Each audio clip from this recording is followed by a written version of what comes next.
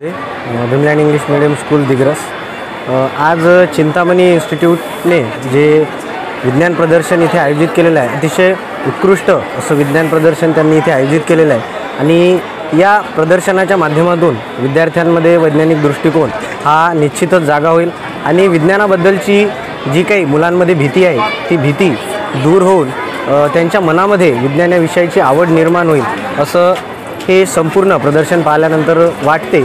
आणि जवळपास यवतमाळ जिल्हा त्याचबरोबर आसपासचे इतर जिल्हे मिळून जवळपास 600च्या वर जे विद्यार्थ्यांनी सहभाग या विज्ञान प्रदर्शनामध्ये घेतला, तर तो अतिशय चांगला प्रतिसाद या विज्ञान प्रदर्शनीला मिळाला असं आम्हाला वाटते।